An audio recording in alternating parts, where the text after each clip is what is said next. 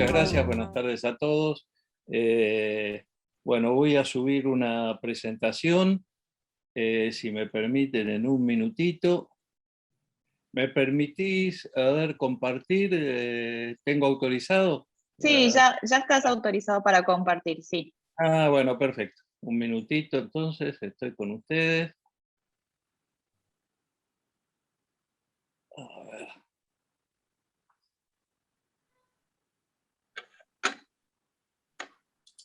Además te agradezco, Martín, porque estando tan caros los alimentos, la recomendación que hiciste de que me inviten a almorzar es muy buena, ¿viste? Creo que Muchas mejor la gracias. cena, Rubén. O cenar, está bien, pero de cualquier forma incide sobre el precio de los alimentos, así que Pero no dijo, perdón, la sobremesa, ¿no? O sea, el cafecito. No. Bueno, aunque sea un cafecito, no hay problema, muchas gracias. Bueno, muchas gracias, un placer estar con ustedes. Avísame, Martín, cuando esté faltando 2 o 3 minutitos por si me paso del tiempo, por favor. Bueno, yo voy a dedicar estos minutos a darles una idea de cómo vemos desde la política sanitaria el tema de la evaluación de tecnologías y de la creación de una agencia de evaluación de tecnologías. Voy a hacer primero lo que los economistas, como Natalia les encanta hablar en inglés, llaman un disclosure, es decir, una declaración de mis conflictos de interés, porque no quiero que se interprete que yo creo que la agencia no es importante. Miren, en Argentina hubo 2 hitos muy importantes relacionados con la agencia. En el Plan Federal de Salud del año 2004-2007, y aprobado por el COFESA en su punto 7.2.5, se incluía la creación de una agencia federal de evaluación de tecnología. Esto fue avalado por todos los ministros y representantes de salud de las provincias y por el propio Ministerio de Salud de la Nación, a pesar de que nunca pudo ser llevado a cabo. Yo tuve activa participación en esa actividad. El segundo es que el primer antecedente de una suerte de grupo, por lo menos de evaluación de tecnologías sanitarias en Argentina, fue la creación en enero del 2002, en el ámbito de la Gerencia de Gestión Estratégica de la Superintendencia de Servicios de Salud, de un grupo de evaluación de tecnologías, muchos de cuyos integrantes forman hoy parte de CETSA, de nuestro Centro de Evaluación de Tecnologías, cuando todavía en Argentina no existía ningún grupo, tal vez el más antiguo, que es el IEX, todavía no existía en la Argentina. Yo era en esos momentos el superintendente de Servicios de Salud.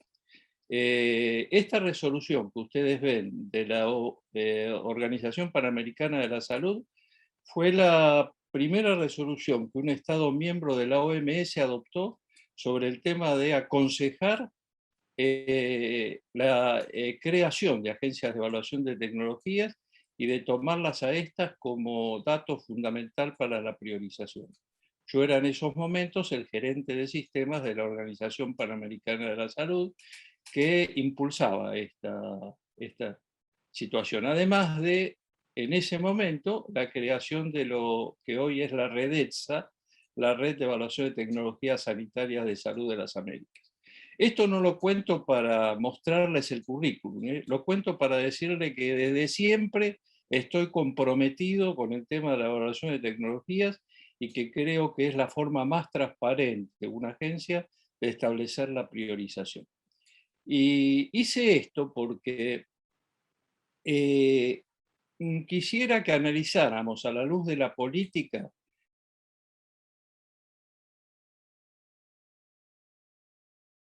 Miren, si uno recorre la historia de las agencias de evaluación, se tiene que preguntar por qué las agencias se crearon.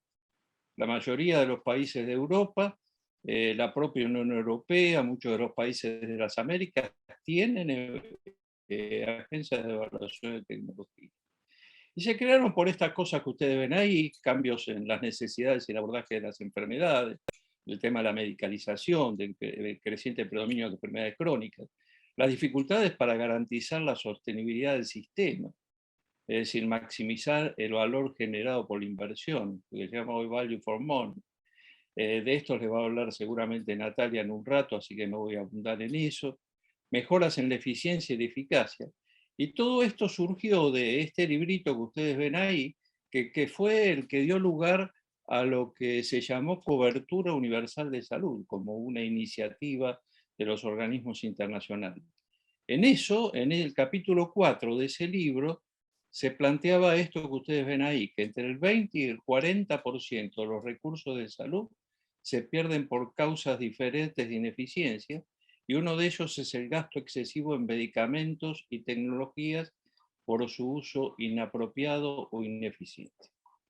Otra de las causas tienen que ver con la revolución digital, ¿no es cierto? Con los cambios en la tecnología médica, con las nuevas formas de generar información, con el empoderamiento de los ciudadanos pacientes, que adquirieron mayor autonomía, crearon un nuevo modelo de relación con el profesional de la salud.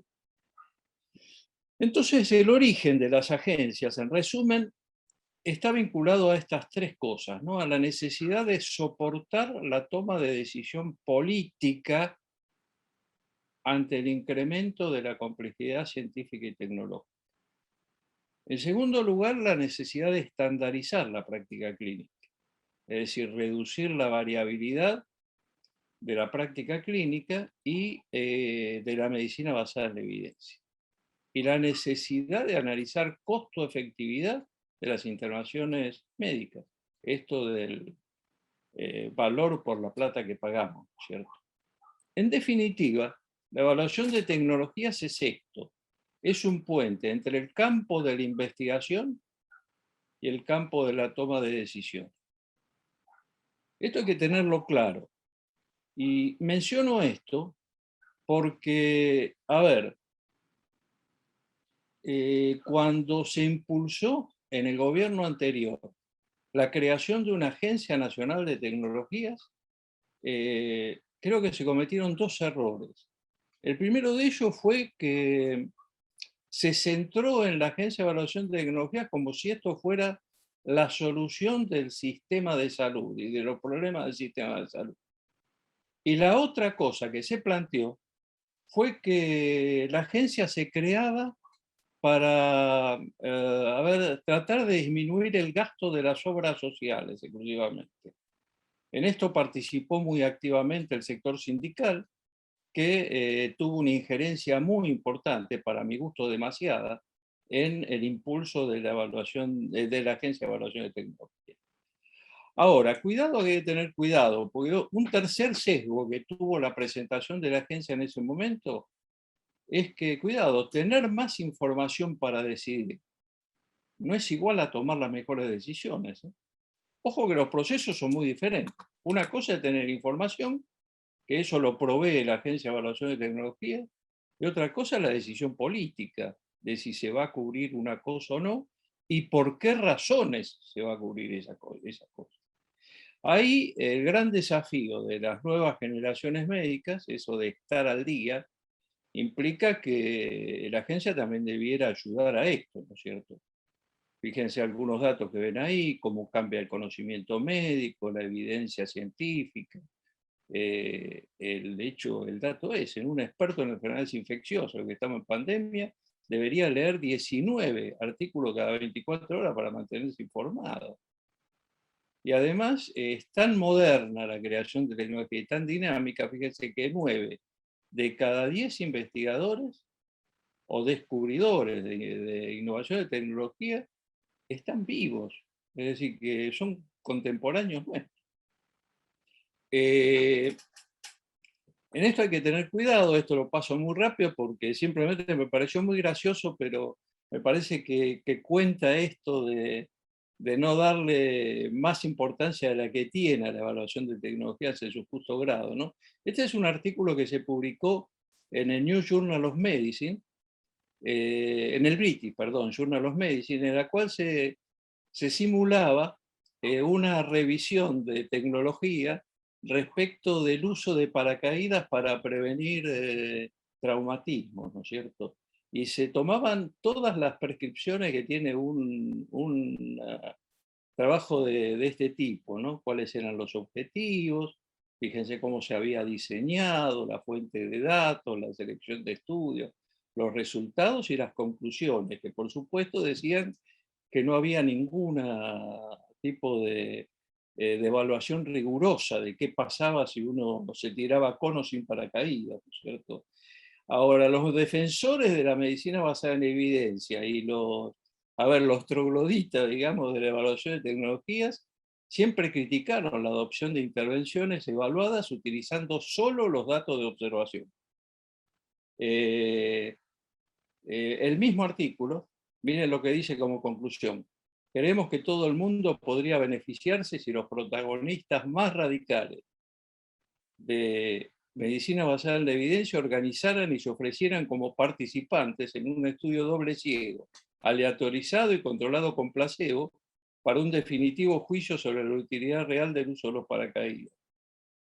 Esto, expresado graciosamente, es para decirles que la evaluación de tecnologías sola, si no está acompañado de un conjunto de políticas, tiene muy poco valor en lo que nosotros queremos hacer, que es el objetivo del encuentro de hoy. El otro aspecto es que esto que esta señora está haciendo allí no sucede usualmente en salud. Cuando uno va a elegir qué comer o qué café tomar, generalmente no se acompaña esto de, además del precio, de los costos y de los beneficios que esto tiene, o de los riesgos y beneficios que esto tiene. Entonces, ¿qué sucede? Se debe evitar, cuando uno habla de evaluación de tecnologías, tres cosas, ¿no? Primero, que los pacientes sientan que se les niega su derecho a la mejor atención posible. Segundo, que los prestadores piensen que su autonomía clínica está siendo excesivamente limitada, o que los financiadores utilicen la ETS como justificación para limitar la cobertura de los servicios asistenciales. Este tercer punto, y en parte este primer punto, afectaron mucho la discusión, me parece, de la Agencia de Evaluación de Tecnologías en Argentina. Sigamos adelante.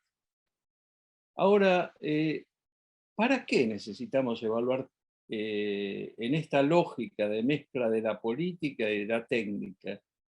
¿Para qué necesitamos evaluar tecnologías? Miren, lo dice este artículo, ¿no? Miren, en una sociedad, la organización de los servicios de salud es un aspecto de su cultura y como tal es inseparable de la organización general de esa sociedad. Esto aúna muy bien esos dos aspectos que yo les planteaba, ¿no es cierto? Y a ver, a pesar de que ahora ustedes van a escuchar un economista a continuación, un sistema más eficiente, es decir, el sistema que puede satisfacer más necesidades de salud por cada dólar gastado, no es simplemente una noción económica.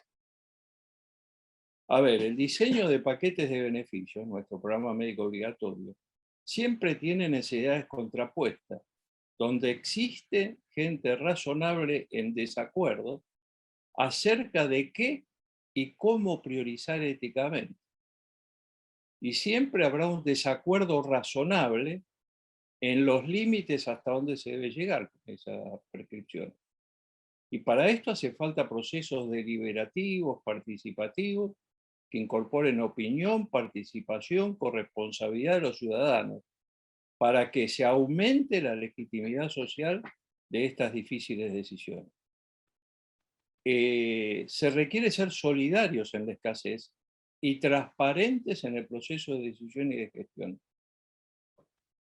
Es decir, se requiere hacer lo que se llama priorización explícita. Tampoco voy a abundar en esto porque Natalia se los va a explicar con todo detalle. Ella es una experta en este tema. Esto también implica una preocupación ética, ¿no? Que conduce a un dilema moral. A ver, que es el punto a partir del cual vamos a hacer una cosa y en función de eso vamos a tener que dejar de hacer otra, porque esta es una realidad, ¿no es cierto? Lo que se llama costo de oportunidad de una decisión. Lo que pasa es que el costo de oportunidad en salud es un costo alto, ¿no? Y esto representa un desafío monumental en Argentina. Un desafío monumental fruto de, bueno, de la fragmentación que tenemos. Fíjense, tenemos 290 obras sociales, más las provinciales, más las universitarias, ¿no? Tenemos exclusión, tenemos inequidad, tenemos poco control sobre la distribución y uso de los recursos. Hay una legislación impulsada por nuestros diputados y senadores aspiracional, que está totalmente desconectada de los costos. Hay preocupación en el sector por alinear incentivos, y es decir, hay poca claridad de cómo lograr el cambio. ¿Esto se soluciona solo con una agencia? La respuesta es no. La respuesta es que lo que la sociedad necesita en función de estas preocupaciones es lograr lo que yo llamo un acuerdo social de escasez, que eso es previo a la evaluación de tecnología sanitaria. ¿De qué hablamos cuando hablamos de un acuerdo social de escasez? Todos buscamos excelencia, pero todos necesitamos que esa excelencia sea sustentable. A ver, yo quiero lo mejor, pero quiero lo mejor que se pueda pagar o lo mejor que yo pueda pagar. Y cuidado que aunque esta decisión en términos de salud es dura, es una decisión impostergable en términos de las leyes de la economía. Se los va a explicar perfectamente Natalia en un minuto. En segundo lugar, hay que tener clara conciencia de esa escasez en términos de solidaridad social. Y hay que definir ambas de común acuerdo, ¿no es cierto? Para eso hay que abrir los procesos políticos que lleven a su aceptación, empezando por equidad y acceso universal a prestaciones básicas, cosa que en Argentina no tenemos. Cuidado porque cuando abrimos alguna puerta, alguna tecnología innovadora, cuidado que por ahí la estamos reservando para algunas poblaciones muy específicas, mientras otras poblaciones no reciben prestaciones básicas. Acuérdense de aquello de la ley de la aplicación inversa, ¿no es cierto?, de los recursos. Además, las acciones y decisiones políticas que pueden limitar un derecho individual, y esto está relacionado a veces con las decisiones judiciales, son aceptables solo si permiten aumentar el contenido de los derechos comunes. A ver, ¿a qué me refiero? Si ese objetivo común es considerado deseable y legítimo por la mayoría. Es decir, si decidimos que vamos a invertir todos nuestros recursos para salvar a un individuo, esto conlleva riesgo o daño para una gran mayoría de la comunidad, esta es una decisión que la tiene que tomar conjuntamente la sociedad. Y todo esto es imposible si no existe un mínimo grado de confianza mutua en la sociedad. Esa confianza es lo que yo llamo acuerdo social de escasez. Y eso requiere algunas cosas que están en manos de la política general, no solo de la política sanitaria. Eso requiere calidad y transparencia en la administración pública, con datos auditables, cómo se compra, de qué forma se compra, compras conjuntas, transparencia absoluta. Segundo, requiere confianza en la gestión. Y tercero, un combate, una condena enérgica a la corrupción sistémica. Eso forma parte de ese mínimo acuerdo social de escasez. Y para eso la agencia tampoco alcanza. Lo que sí alcanza es esto, ¿no? Todos hablamos siempre de las funciones de rectoría de las autoridades sanitarias, tanto nacionales como provinciales. Ahí está la interrelación de las funciones de rectoría. ¿Qué es la función de rectoría? Es eso, es el diseño de un marco normativo que proteja y promueva la salud y que dé garantía de su cumplimiento.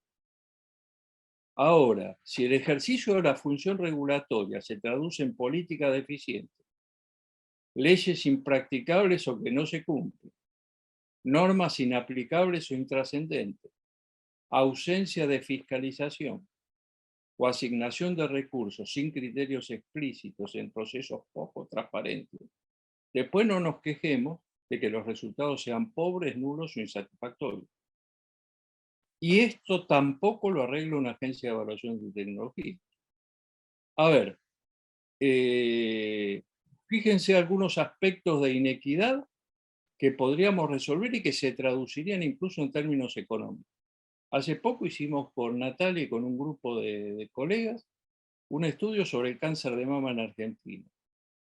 Fíjense, en el sector público en Argentina, casi el 60% de las pacientes llegan en estadios avanzados, mientras que en el sector privado solo el 25% llega en estadios avanzados. Y esto tiene impacto económico, por un lado, después por allí Natalia después de contar algo de esto, pero además tiene una cosa que es inaceptable para una sociedad. Es decir, la persona que llega en estadio avanzado con un cáncer de mama hoy tiene una mortalidad a los 5 años, una supervivencia, perdón, a los 5 años de 25%. Y una persona que llega en un estadio primario tiene una sobrevida del 90%. Esto es inaceptable. Entonces, esto hay que corregirlo previamente a otras cosas, ¿no es cierto? Y para esto una agencia tampoco sirve. Nos preocupamos en la política general por el tema del género, por ejemplo. Y defendemos cosas de género y queremos que diciendo todo solucionamos el problema. Fíjense cuáles son las causas más importantes. 25% de las causas por las cuales una mujer se atiende tardíamente de su cáncer de mama, porque lo posterga por la atención de problemas laborales o de problemas familiares.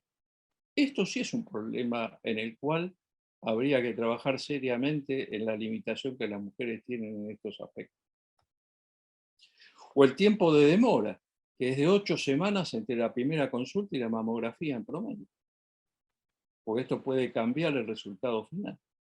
Bueno, sobre estas cosas que se deben trabajar y que tienen impacto económico y científico, es una de las cosas que hay que trabajar. La otra es esta. A ver, vamos a hacer evaluación de tecnologías sanitarias, pero después esa evaluación de tecnologías sanitarias se va a tener que volcar en una garantía, lo que hoy llamamos programa médico obligatorio, lo que es un programa básico de servicios de salud. Ahora, un programa básico de servicios de salud tiene que responder a estas preguntas que ustedes ven ahí, ¿no? Es decir, ¿para qué se garantizan estos servicios? ¿Cómo se garantizan? ¿Quién los garantiza? ¿Para quién los garantizamos? ¿Cuánto cuesta garantizarlo y cuánto debería costar? Seamos realistas, nuestro programa médico obligatorio no responde a ninguna de estas preguntas. A ninguna. Responde posiblemente a la primera. Pero no responde a ninguna de las otras. No responde ni cuánto cuesta, ni cómo se va a hacer, ni quién lo va a hacer, ni nada de esto. Responde también a para quién, para todos, y sin ninguna limitación. Otro aspecto tiene que ver con lo que se llaman decisiones inaceptables, ¿no? Es decir, la expansión de cobertura para intervenciones de baja o mediana prioridad cuando todavía no se alcanzó cobertura universal para las de alta prioridad. Eso en Argentina es muy común. Es decir, nosotros estamos garantizando drogas innovadoras para el cáncer de mama, cuando el 50%, como les dije, de las mujeres llegan en estadio tardío a esa atención. Y para poco sirven esas drogas innovadoras, en ese caso. Es decir, que, a ver, cuando nosotros hacemos evaluación de tecnologías, lo que tendríamos que garantizar es esto, ¿no? Primero, que llegue a todo miembro de la sociedad la nueva tecnología, independientemente de su condición socioeconómica. Hoy no sucede esto. Es decir, hoy acceden solo algunos. Simplemente el hecho de que el PMO alcance exclusivamente a las obras sociales y a las empresas de medicina prepaga excluye a los más pobres de los argentinos, los que se atienden en el hospital público, el acceso a esa tecnología innovadora. Segundo, tiene que garantizar asignación equitativa a los recursos. Tiene que ser auxiliar de la justicia. Nosotros nos quejamos de los jueces, pero a ver, los jueces y muchos, desgraciadamente, de los expertos que los asesoran o de los peritos que los asesoran, tienen muy poca experiencia o ninguna formación en evaluación de tecnología sanitaria. El pobre juez tiene que decidir en 24 horas sin saber exactamente los alcances de la eficacia de un medicamento, si se lo otorga o no. Y lógicamente, yo acepto que en muchos casos decide, miren, otórguenlo por la duda. Bueno, la ETS tendría que ser un auxiliar de la justicia. Para eso sí la agencia serviría. disminuir la información asimétrica, disminuir la variación de práctica clínica, como dijimos, ser un mecanismo transparente de incorporación y salida del programa médico obligatorio. Hoy al programa médico obligatorio se entra a los empujones, se entra por piquete, es decir, hacemos lobby en el Congreso o hacemos lobby en algún lugar y empujamos una tecnología para que entre. Pero eso no es un mecanismo transparente. Después hay que definir subpoblaciones e indicaciones costo efectivas para su cobertura.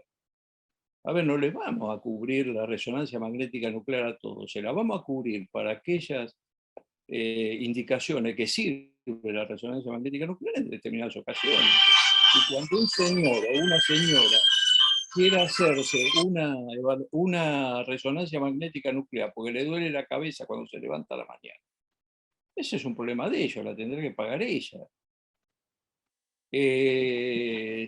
Hay que medir el impacto presupuestario que garantice el financiamiento y la accesibilidad.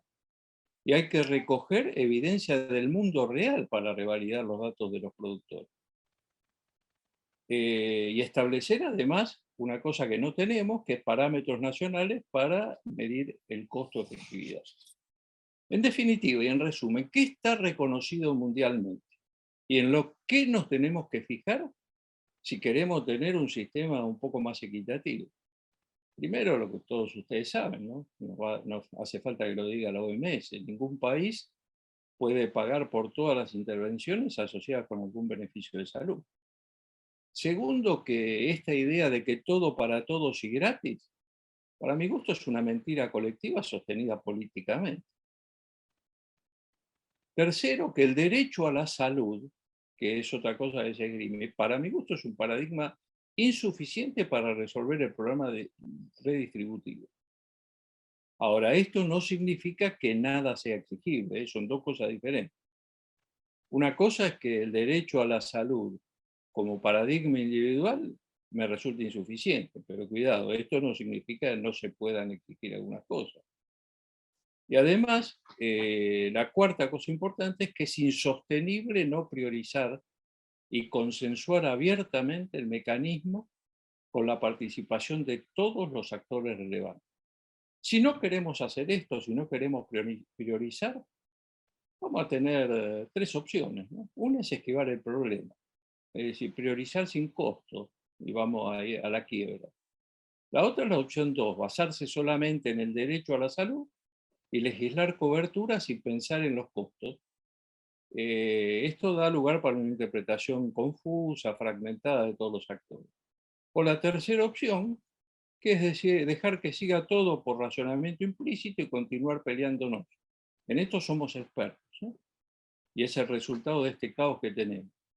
Más y más cobertura, que además no la decidimos ni la autoridad de salud, ni la deciden ni los financiadores ni los prestadores, se deciden los estrados judiciales. Es decir, hoy los mayores evaluadores de tecnología sanitaria es la justicia, que es la que decide cuándo se da y cuándo no se da.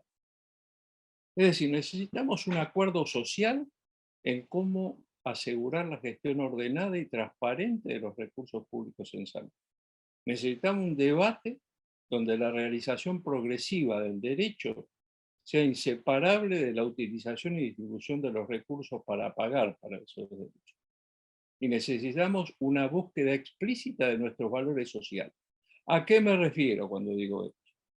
Revisemos en qué cosas gastamos en la Argentina y en qué cosas prioriza la política. Por eso le puse este título a la charla, porque la política también es un arte de priorizar. Es decir, decide qué cosas van primero y qué cosas van después. Y la ETS tiene que ser exactamente lo mismo. Si nosotros creemos que la salud es un valor central, no podemos tener el 0,5 del presupuesto nacional en el Ministerio de Salud Nacional. Si nosotros creemos que la salud es un valor principal, no le podemos pagar 60.000 pesos por mes a un médico de terapia intensiva. ¿Mm? Entonces, esto es un problema de decidir en función explícita de nuestros valores. Ahora, ¿una agencia va a alcanzar para lograr esto? Me parece que no. Me parece que hacen falta algunas otras cosas más. Y termino con esto. Además de ver cuál es el impacto de la evaluación de tecnologías, pensemos que mientras nosotros discutimos estas cosas, el mundo está discutiendo otras. Muy pronto, no muy pronto, ya las personas van a poder tomar decisiones de vida que eran imposibles en el pasado. Van a poder hacer lo que dicen las tapas de esta revista, van a poder seleccionar activamente o aún editar su descendencia. Es decir, esto es a lo que hemos llegado con la manipulación genética, ¿no es cierto? Y con los medicamentos génicos y la tecnología génica, ¿verdad? Y cuando suceda esto, es muy probable que la evaluación de tecnología sanitaria ya no sirva para nada, porque muchos de estos procedimientos tienen garantizada el resultado que se va a producir. Y ahí nos vamos a enfrentar con otro problema, que es este que ustedes ven acá. Que es que muy probablemente, en poco tiempo presenciemos cómo nosotros o nuestros hijos tengan demandas imposibles de satisfacer, ya no por el incremento de los costos, sino porque por su naturaleza no podrán ser alcanzadas sino por unos pocos que estén en condiciones de pagar. Ya tenemos avances de esto. Medicamento del Alzheimer que vale 2 millones de pesos. Y otras terapias génicas que apuntan a esos mismos valores. Esta es una discusión que no pasa por la evaluación de tecnología sanitaria. Pasa por la discusión de que políticamente qué queremos hacer y priorizar en cada una de nuestras sociedades. Lo dejo acá y después, si tienen preguntas, con mucho gusto.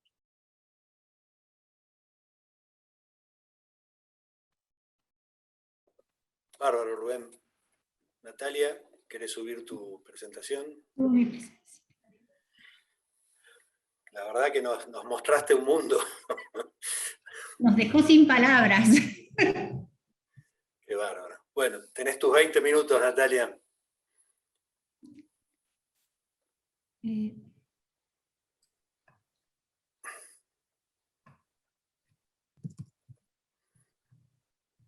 Para tranquilidad de todos, les digo que la jornada se está grabando y luego vamos a distribuir la grabación para aquellos que no pudieron estar y que se han perdido lo que hasta acá viene siendo una joya.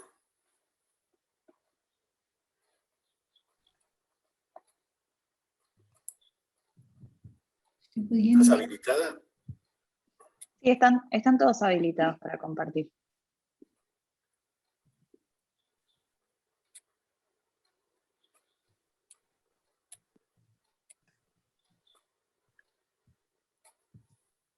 Algo me está pasando a mí que no la estoy Hola, ¿cómo están?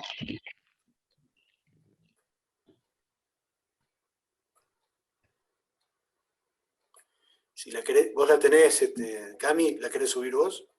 Es que no la estoy pudiendo... A ver. Porque Camila la tiene también, la que me enviaste.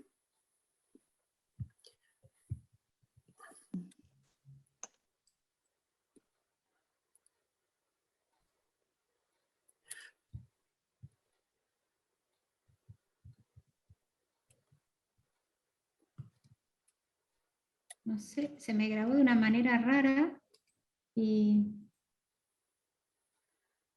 no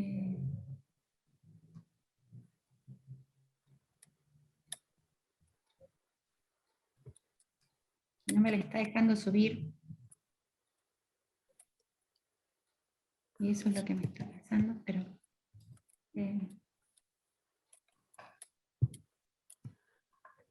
Fernando podría contarnos alguna anécdota mientras tanto. Ya está ahí, ya estoy. ¿Ya está? Sí, ahí está. Voy a tener que subir otra, pero...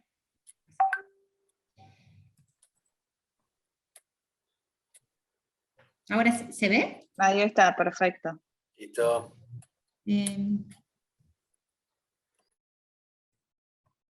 Bueno, buenas tardes a todos y muchas gracias por la invitación. La idea, digamos, de esta segunda parte de la presentación es bajar un poco lo que decía Rubén, de todos los aspectos más macro y más políticos, a un proceso que podamos elaborar para poder avanzar con esos objetivos que él planteaba, ¿no? Entonces, simplemente para sintetizar y para ver un poquito esquemáticamente mucho de lo que él, o algo de lo que él decía. A la derecha tenemos el cubo ideal de la CUS, que plantea la Organización Mundial de la Salud, Panamericana de la Salud, ¿no? En cuanto a la cobertura poblacional, en cuanto a los bienes y servicios y las prestaciones que se decide o que explícitamente una sociedad decide cubrir para su población, y con respecto al costo financiero que tiene cubierto, ¿no? Entonces en ese cubo de la CUS aparece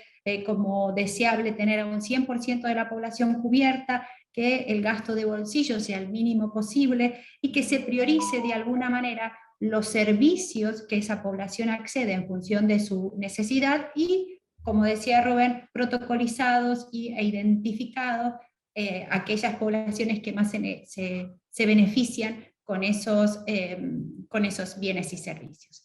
Ahora, ¿qué tenemos nosotros hoy en Argentina? Y simplificado, ¿no? Simplificado lo tendríamos, es el cubo de la izquierda. Fíjense, tenemos distintos grupos poblacionales con distintos tamaños, acceden a distintas prestaciones, tienen distinta cobertura financiera, con lo cual tenemos heterogeneidad en la cobertura poblacional, en la cobertura financiera, en la cobertura prestacional, incluso más allá de estos tres grupos que he puesto ahí, porque hacia adentro de cada uno de los subsectores también se da, digamos, diferenciación en lo que accede las personas y lo que no accede, ¿no? Ahora bien, ¿qué es lo que hay en el medio entre este deseo que se dice de ir hacia la cobertura universal y acceder y tener ese cubo de cobertura universal desde lo que tenemos? Bueno, es un sistema, son muchos procesos, muchos actores, mucho trabajo técnico, político, y hay una limitante, que es la limitante presupuestaria. Y donde aparece la limitante presupuestaria, aparecen todos los problemas de asignación y cómo resolverlos. Y como decía Rubén, al proceso de asignación tradicional, digamos, y al problema tradicional de definir qué, a quién, cómo, cuándo y en qué condiciones, le sumamos el impacto que tiene la incorporación de las nuevas tecnologías. El avance tecnológico que sobre todo en los últimos años viene también teniendo cambios que son disruptivos, ¿no? Entonces acá simplemente a modo de ejemplo les pongo ejemplo de los medicamentos, un medicamento muy sencillo de síntesis química, allá lejos y hace tiempo, y hoy estamos hablando de terapias génicas que ya tenemos disponibles en el país, con costos que son abrumadoramente distintos, ¿no? Hoy estamos hablando de terapias que, como decía Rubén, tienen la promesa de cura, pero tienen costos que pueden ser por tratamiento, y además del tratamiento, digamos, un pago directo en el momento de la prestación, que pueden rondar de $1 millón hacia arriba. Con lo cual eso tiene un impacto muy, muy grande en el costo de oportunidad respecto de otras prestaciones, otros grupos poblacionales, otros problemas de salud que hay que abordar. Entonces, ¿qué es lo que aparece acá? Aparece este dilema, ¿no? De hacer efectivo el derecho a la salud, porque de esto se trata finalmente, ¿no? De que el derecho a la salud que tenemos se haga efectivo, y los recursos que tenemos disponibles. Entonces, por un lado tenemos todo lo que son las decisiones a nivel poblacional, de eficiencia, de equidad, de protección financiera, y por otro lado no desatender lo humano y las decisiones individuales. Y ahí es este trabajo que es necesario realizar, digamos, porque es complejo, ¿no? Son decisiones muy difíciles de tomar. Entonces, en este mundo aparece algo que es la evaluación de las tecnologías, la evaluación económica de tecnologías sanitarias, que nos da un poquito de luz para ver hacia dónde vamos en este camino.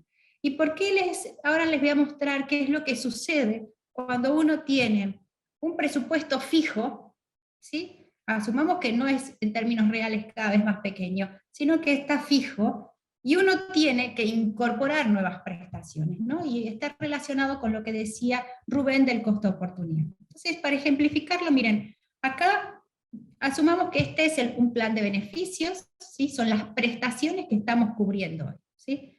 Entonces hay prestaciones que son muy efectivas, o sea, aportan mucho valor por cada peso que invertimos, y algunas que son menos efectivas, aportan menos valor, por cada peso que invertimos. Y tenemos estas.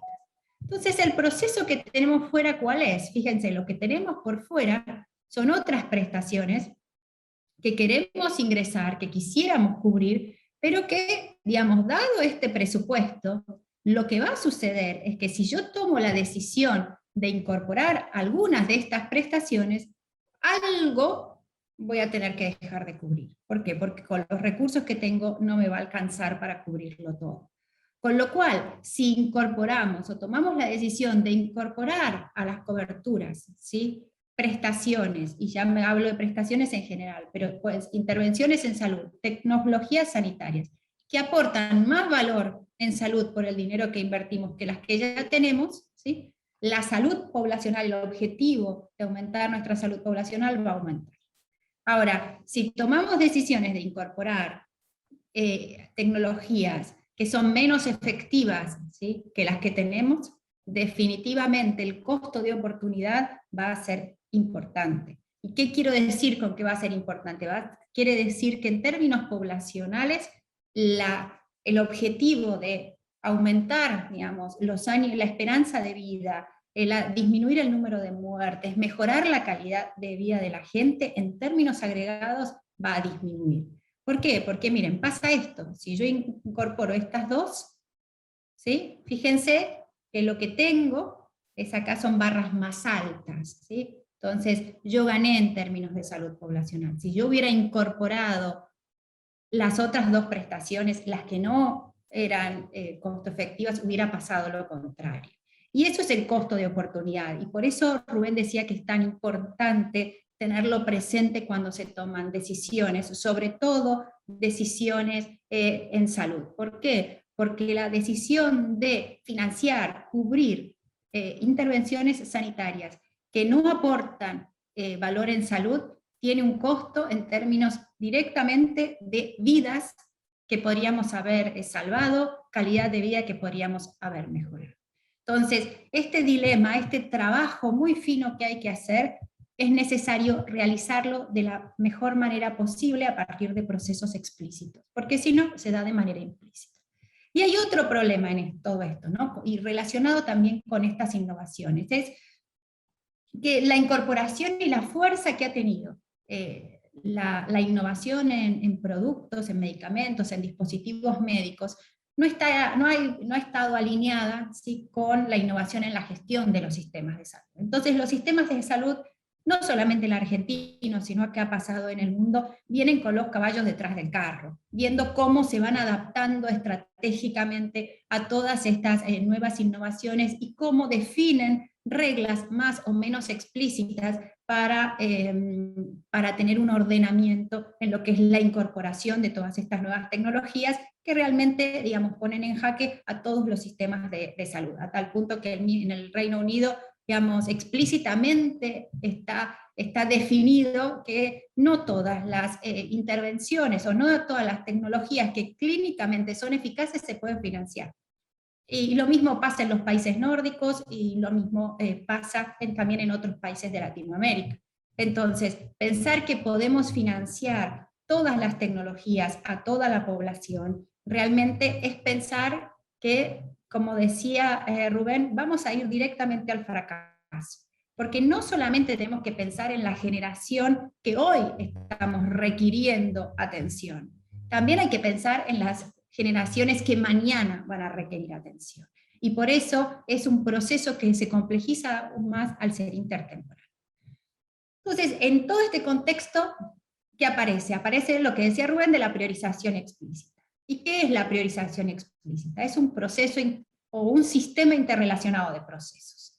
Y cuando uno lo piensa, no es solamente un tecnócrata sentado haciendo un análisis, ya sea respecto de un análisis médico o un economista con un Excel calculando un costo. No, es un proceso mucho más complejo, porque el problema es muy complejo. Es un proceso técnico-político. Se apoya en todos los aspectos técnicos y la decisión final es política.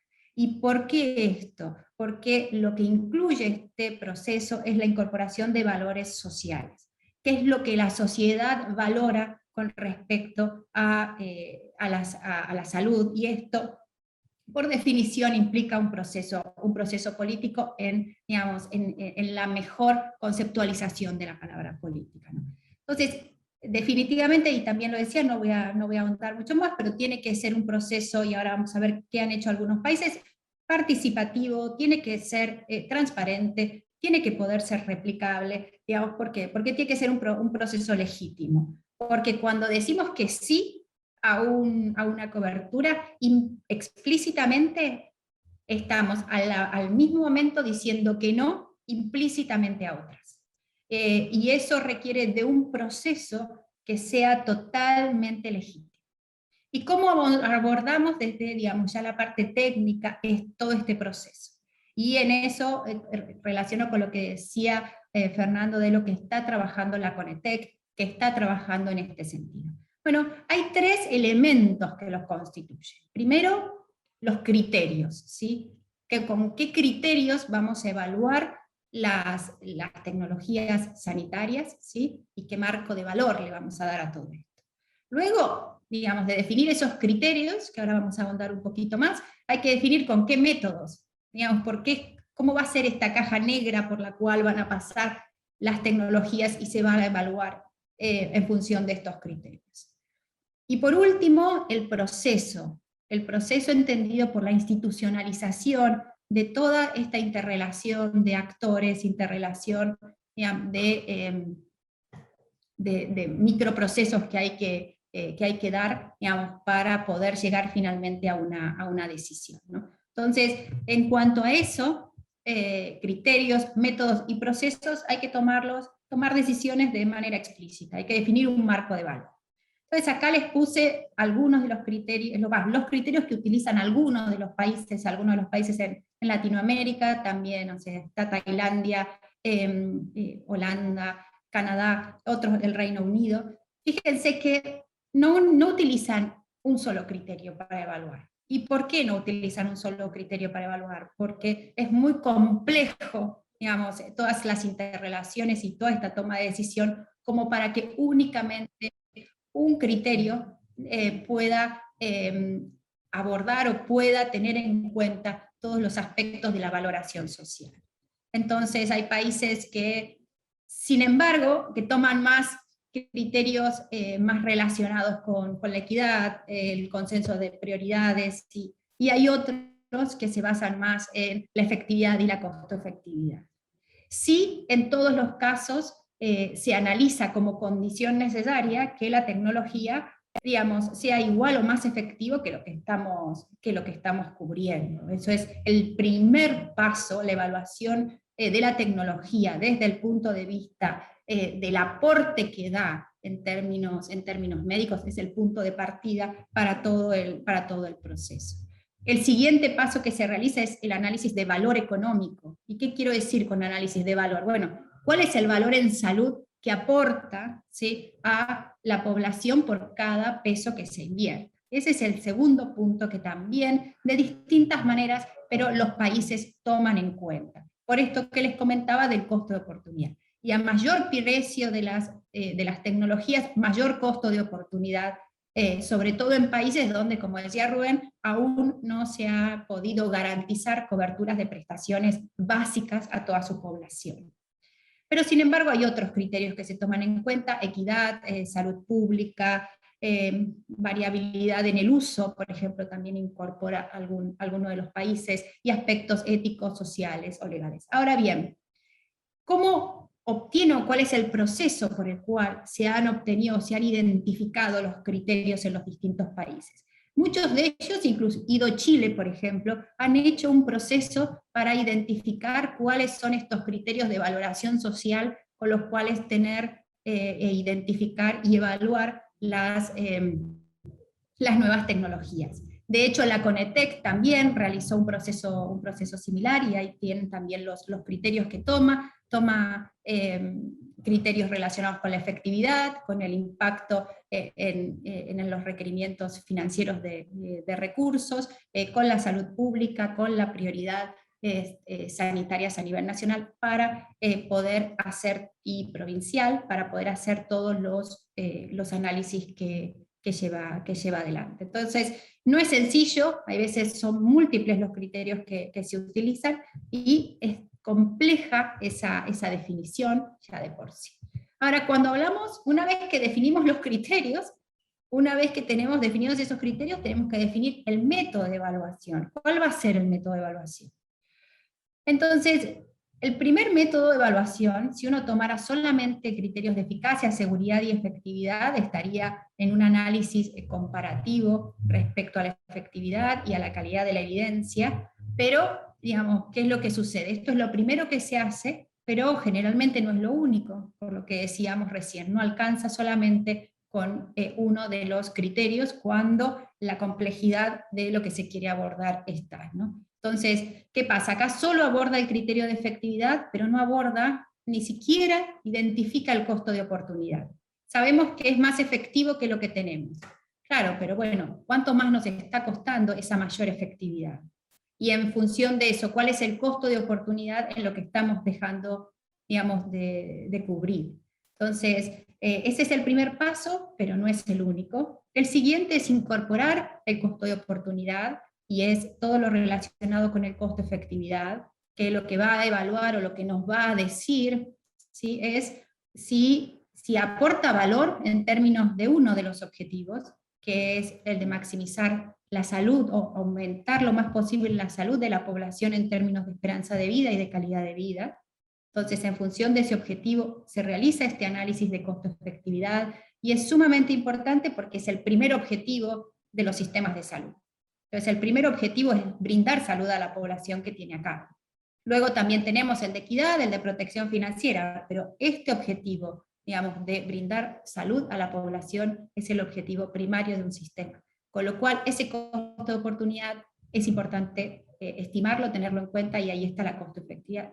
Pero imagínense, con las tecnologías que tenemos ahora, que sucede algo adicional, y por eso también los países incorporan el impacto financiero. Nosotros en la CONETEC, la Argentina, también incorpora el impacto financiero, porque podría darse el caso que incluso, aunque quisiéramos o aportar a valor, como decía Rubén, terapias que realmente son disruptivas y curan, el impacto financiero que tendría, el desembolso que debería hacerse para poder financiarlas, fuera tal que no lo pudiéramos pagar. Entonces, el análisis de valor no reemplaza al análisis financiero, son complementarios. Y en este sentido, el análisis financiero, al que le llamamos impacto presupuestario, es otro de los análisis sumamente importantes para saber cuánto nos va, qué desembolso financiero tenemos que hacer para poder cubrir una determinada tecnología. Y eso nos lleva también a nuevas tecnologías que tienen nuevas características, como las terapias génicas, que el desembolso es al momento de la prestación, y vamos a obtener resultados a lo largo del tiempo. Entonces ahí ya estos análisis no nos sirven, nos vamos a tener que ir a análisis un poco más complejos y preguntarnos, bueno, si la queremos, ¿cómo la vamos a financiar? ¿Cómo vamos a empezar a pagar por resultados y no por actividad y por prestación? ¿Y cómo empezamos a cambiar un poco la forma en la cual estamos realizando, digamos, todos los contratos y los pagos para avanzar en lo que es el pago por resultados? Eso con respecto a la parte económica. Y finalmente dijimos, bueno, y también lo mostraba muy bien Rubén, hay aspectos que solamente con mirar la efectividad clínica, con mirar los aspectos económicos de valor y financieros no alcanzan. ¿Por qué? Porque la sociedad valora la salud y valora distintas dimensiones. Entonces, por lo pronto, la Organización Mundial de la Salud plantea 3 objetivos para los sistemas de salud: aumentar la salud poblacional, mejorar la equidad y también la protección financiera de las familias, es decir, que no entren en gasto catastrófico. Hay otros valores que también vimos, que hay otros países que toman salud pública, pongamos ahora el ejemplo de la pandemia, hay, digamos, relacionados con aspectos éticos, digamos, varios criterios en función de los objetivos que se quiere tener. Entonces, con estos no alcanzan, con estos métodos analíticos, y ya hay que ir a los que son enfoques de múltiples criterios, o MCDA, que son enfoques más flexibles, son más nuevos. La CONETEC trabaja sobre este último enfoque de múltiples criterios para evaluar, digamos, las tecnologías en función de más de un criterio, y acá, digamos, ¿cuáles son las ventajas? Que refleja los valores sociales, que es un método muy flexible, que es muy legítimo debido a que debe construirse bajo participación de los distintos actores, y acá estamos hablando de los financiadores, de los médicos tratantes, de los reguladores, de los pacientes, de la población en general, con técnicas desde lo que es el análisis cualitativo para, digamos, para hacer el ranking y después también la ponderación de esas evaluaciones, o sea que está normatizado cómo se realiza este tipo de evaluaciones. ¿Cuál es la desventaja de esto? Que es complejo, porque estamos tomando varios criterios, hay que ponderarlos, hay que determinarles su peso, y los resultados tienen que ser consistentes. ¿Y a qué le llamo consistentes? Que si en la CONETEC, en lugar de estar, no sé, Torres, Bacaro, Avellaneda, estuviera otras 3 personas, ¿sí?, representando a los mismos sectores, las decisiones tendrían que ser más o menos similares, por no decir las mismas. Y eso hace que sea un proceso que es bastante complejo desde lo institucional y desde lo que es la parte técnica. Tiene que ser muy robusto en esa toma de decisiones, muy transparente, y la decisión tiene que estar muy vinculada al proceso completo. Entonces, para sintetizar, buscar estos marcos de valores explícitos, esto es un proceso técnico-político en el cual los procesos toman un valor fundamental por la complejidad que tiene todo esto, en cuanto a lo que es el diseño, que llámese al diseño los criterios, los métodos y la definición de los procesos, al proceso mismo, para qué es lo que se va a proponer cubrir y proponer a lo mejor no cubrir o bajo qué condiciones, y por último, la validación de todo esto. Cuando tengamos, y creo que todavía en Argentina nos falta caminar un poco en ese sentido, un proceso que realmente, y vuelvo a lo que decía Rubén como de apoyo a la judicialización, en el cual podamos validar el proceso inicial por el cual definimos, miren, estos criterios que se establecieron de tal manera, se eligieron tales métodos, hubo participación de los actores para llevarlos adelante. El proceso de la evaluación es sumamente transparente y además se evalúa el resultado final. Creo que podríamos avanzar en al menos digamos, de los caminos que tenemos para mejorar la eficiencia, la equidad de nuestro sistema de salud. Muchas gracias. Gracias, Natalia. Rosana, ¿estás por ahí? Ya estoy. Dale, a ver Estaba si muteada solamente. Dale. Bueno, ¿Qué tal? Bueno, Rosana, después de 20 años de estar en el OSEP, es directora de gestión de medicamentos, así que podemos decir que conoce bastante este tema de las obras sociales provinciales. Así que te escuchamos. Ok, bueno, yo voy a tratar de compartir pantalla, no se asusten, es algo muy cortito, solamente para organizar lo que les quería mostrar. Si me dan un segundo, veo si lo puedo compartir.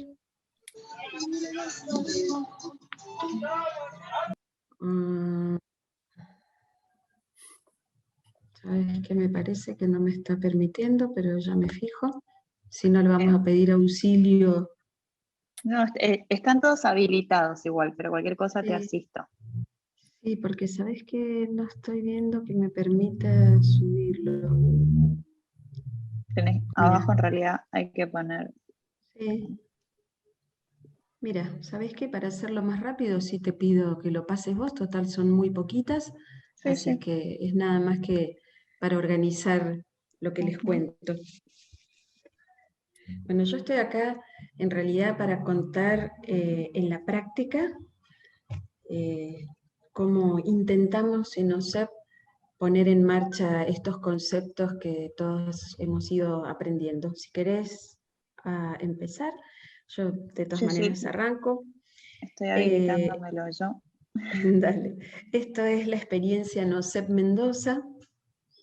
Lo pusimos en marcha a partir del año finales del 2016, o sea que ya tuvimos un tiempito para entrenarnos, y después la pandemia, por supuesto, nos llevó puestos, así que estamos en este momento en un medio impasse. La idea es que no vamos a repetir todo lo que brillantemente expusieron recién tanto Rubén como Natalia, pero como para organizarnos en el tema, la idea es que todas las obras sociales enfrentamos el mismo desafío, que es lograr la sustentabilidad, o lo más cercano posible a la sustentabilidad del sistema. Cada una elige su modelo para conseguirlo. Nosotros elegimos un modelo que la verdad que al principio parecía como muy exagerado y como muy teórico, pero realmente lo llevamos a la práctica con todos los errores, por supuesto, que fuimos cometiendo en el camino, y bueno, dentro de todo después funcionó bastante bien. En este caso, para mí, arrancamos con una expresión sencilla de qué es la sustentabilidad, por lo menos para nosotros, que es la capacidad de lograr un equilibrio entre los ingresos y egresos presupuestarios, que pueda ser sostenido en el tiempo, y todo este esfuerzo es para poder proveer prestaciones de calidad a todos los afiliados. Y la verdad es que esto hago hincapié porque últimamente no nos está pasando. Hoy no tenemos la equidad que creo deberíamos tener, porque por múltiples factores nos vemos obligados a invertir mucho más en algún afiliado con alguna patología en particular, y no como desearíamos tener programas que sean equitativos para todos, ¿no? Así que creo que es un desafío muy complejo. Ahora sí, no, está bien, seguimos en esta. No, discúlpame, seguimos en la anterior. Hay muchísimos factores que atentan contra la sustentabilidad. Yo elegí acá solamente 3 porque me parece que tienen mucho peso en la cotidianidad de nuestra tarea. Y entonces les hablo 2 palabras de la incorporación de alta complejidad. Creo que a todos nos pasará lo mismo. Nosotros no somos diferentes en cuanto a las exigencias del mercado. Y la verdad es que todos nos vemos obligados y presionados a comprar servicios muy complejos, tremendamente caros, y que tienen bastante poco probada su eficacia. Les doy unos poquitos ejemplos que seguramente todos habrán sufrido en este último tiempo. Cuando pienso en esto se me viene a la cabeza la exigencia de que las obras sociales hagamos la cobertura del ECMO en la UTI de los pacientes con COVID. Nadie demostró que realmente sirviera, pero como algunos tienen ECMO, ya que estamos, lo probamos con un precio tremendo, y hasta ahora bastante poca efectividad aparentemente ha tenido. Lo mismo que el consumo de algunos biológicos en el COVID, como por ejemplo el tocilizumab, que ya se demostró que no hace diferencia, pero lo mismo nos vemos presionados a pagarlo. Nosotros hicimos un protocolo muy rígido para esto, y eso me ha traído aparejadas discusiones cotidianas con muchos jefes de terapia intensiva. Después hay cirugías, como por ejemplo la tromboendarterectomía pulmonar, que se usa en hipertensión pulmonar, con un costo altísimo, con poquitos lugares, poquitos servicios de cirugía que lo hacen, con bastante escasa posibilidad de sobrevivir a esta técnica quirúrgica. Y la verdad es que yo me pregunto por qué debemos cubrirla, ¿no? Cuando no está probado que sirva. Por último, les pongo un ejemplo práctico que nos pasa a todos. La exigencia de distintos profesionales de que cubramos implantes cerebrales, ya sea para Parkinson, para dolor crónico, para epilepsia. Y cuando yo veo el estado actual del paciente, sigue teniendo la misma sintomatología y su estado clínico la verdad es que no mejoró, pero mientras tanto ya invertimos en esto. Así que supongo que a todos les pasará lo mismo y tenemos como pocas alternativas para negarnos frente a la presión cada vez mayor de los prestadores. Con respecto a la compra de servicios por oferta y no por valor, entiendo que es el método que está en boga en este momento. Casi todos o todos estamos comprando por oferta, por presión de los prestadores, y no porque lo que estamos comprando sea realmente efectivo. La verdad es que esto se ve tanto en la incorporación de nuevas moléculas como en la cobertura de la alta complejidad. En general los prestadores presionan porque, bueno, hay que amortizar lo que invirtieron en la compra del equipamiento y nadie mejor que las obras sociales para pagarlo. Así es que me parece que es hora de que empecemos a comprar servicios de valor, pero de valor realmente comprobado.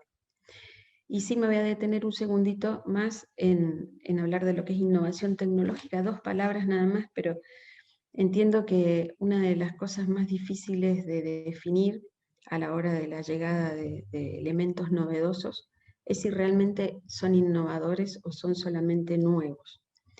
Y la verdad es que no es tan fácil decidir cuándo el elemento es innovador, pero sí me parece que una definición sencilla es cuando podemos definir que la acción terapéutica produce un cambio real y se diferencia del gold standard de tratamiento que hasta el momento había estado disponible. Y después de esto sí tenemos que definir qué es eficacia y qué tan eficiente es el producto que estamos por comprar, y no es una decisión fácil de tomar. Por eso, en OSEP decidimos que este proceso de análisis, de incorporación de la innovación tecnológica, tenía que ser ordenado, tenía que ser respaldado científicamente, tenía que estar normatizado, y para esto en la práctica creamos una instancia que le pusimos de nombre Comisión de Evaluación de Tecnología Sanitaria, que la verdad que suena como muy agrandado, pero en realidad ese es el efecto que queríamos obtener. Para esto, insisto en que cometimos un montón de errores, ¿no? Sobre todo porque nadie tenía experiencia en hacerlo, ninguno de los participantes, pero quisimos darle estas 3 características, y es que fuese interdisciplinaria, porque nosotros los médicos estábamos acostumbrados a trabajar solo y a que nuestra opinión fuese siempre relevante en estos temas. Y después nos dimos cuenta que necesitábamos la mirada de otros profesionales. Por lo tanto, nuestra pequeña comisión estaba integrada por médicos, farmacéuticos, un bioingeniero y un economista. La mirada del economista ha sido muy valiosa para nosotros. Todos aprendimos de los conocimientos de los demás, y creo que fue muy bueno que lo pudiésemos hacer de esta manera. Para hacerlo con seriedad, decidimos tomar las cosas como corresponden, es decir, prepararnos para esto. Entonces todos los integrantes hicimos un posgrado en el IEX para por lo menos aprender este camino de forma más ordenada. Sé que para algunos integrantes de la comisión resultó más complicado porque no estaban muy acostumbrados sobre todo a la terminología, pero en la realidad fue una muy buena cosa. La otra cosa que decidimos fue que fuese protocolizada, es decir, que armamos todo un camino de trabajo, quisimos hacerlo ordenado, quisimos que los datos exigibles tuviesen un formato de presentación que nos sirviera a todos. Y la verdad es que esto nos llevó a algunas situaciones un poco difíciles con los profesionales que solicitaban productos o ingresos de algún elemento biomédico.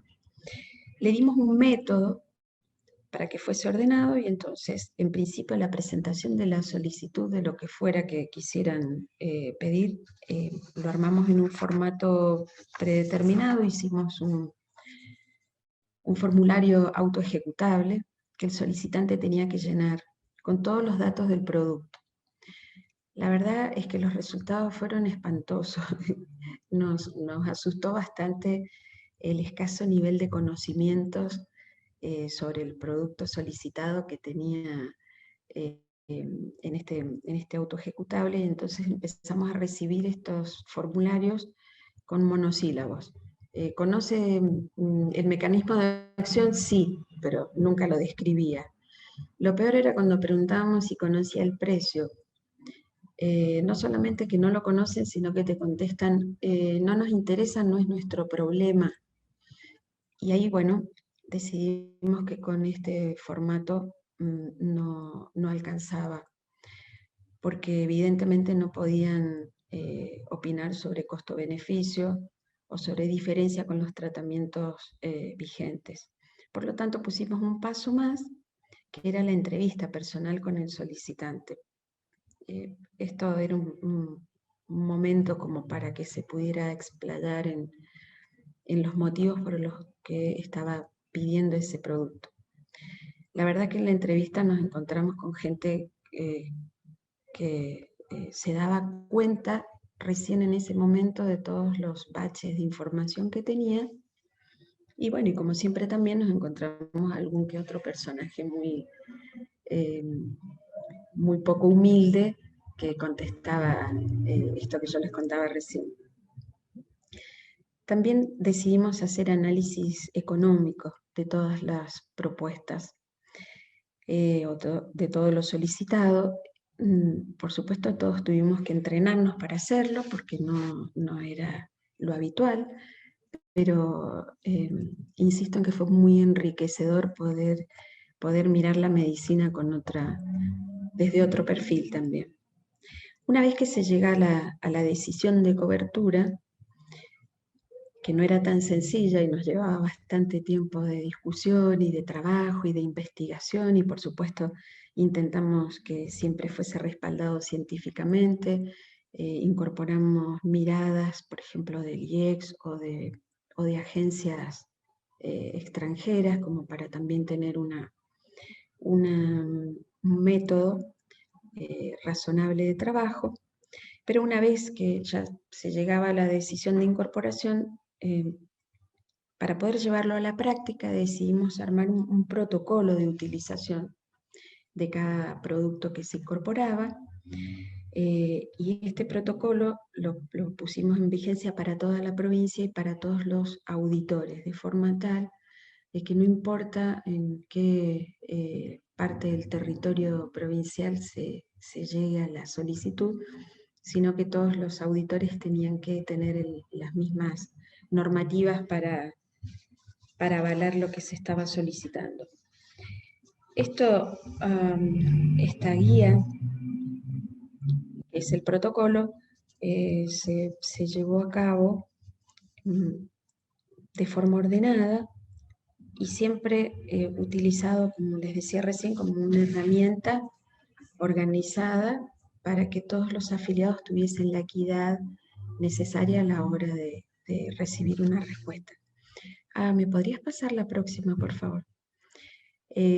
Todo esto lo tomamos como herramientas de gestión, porque el protocolo, una vez que se puso en vigencia y se podía cargar en el sistema informático todas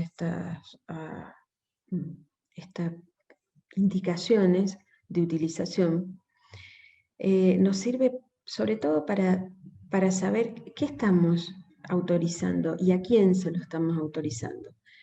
Entonces, los objetivos del protocolo era primero definir que el diagnóstico fuese realmente el que correspondía, y nos pasó muchas veces que al pedir documentación nos dábamos cuenta que el diagnóstico no estaba ajustado a la realidad del paciente, y por lo tanto la medicación que se pedía no era pertinente para esa indicación.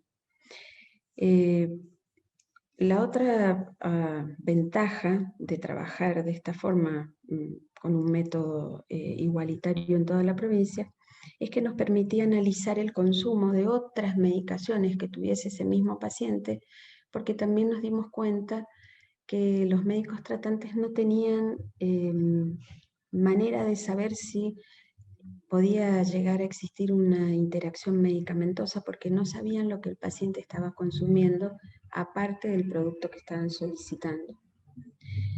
Otro factor que nos sirvió fue para poder controlar las dosis. Y ahí entendimos que hay un montón de médicos que, por ejemplo, no tienen claro la dosificación del producto que están indicando. Y esto, por supuesto, puede llevar a errores graves. Entonces, esto es una forma más de organizar el tratamiento del paciente. Y por último, dentro del mismo protocolo también se define la frecuencia de controles, porque nos llama la atención, supongo que a los demás les pasará también, que el médico tratante está muy entusiasmado a la hora de indicar una nueva molécula, pero después no le interesa mucho el seguimiento clínico. Entonces no podíamos contar con los controles clínicos necesarios de ese paciente para poder evaluar si la medicación que se le estaba dando realmente cumplía con el objetivo terapéutico. Así que bueno, fueron todos beneficios que surgieron a través de la protocolización del trabajo. Una vez cumplido con este protocolo, se carga en el sistema CIPE, que es el último punto que ustedes ven en el procedimiento. El CIPE es el Sistema Informático de Planes Especiales. Para nosotros es una herramienta de gestión muy importante y tiene como objetivo registrar los medicamentos, las dosis, los periodos de uso, la fecha de renovación, pero también tiene incorporados parámetros que se transforman en topes de autorización automáticos dentro del mismo sistema y que están relacionados con el porcentaje de cobertura, con los tipos de medicamentos cubiertos en cada uno de estos planes. Y esto garantiza la equidad para todos los afiliados porque en definitiva se le va a dar el mismo tratamiento a cualquier afiliado que tenga ese mismo diagnóstico y a quien se le está indicando esa misma molécula. ¿Pasarías la siguiente?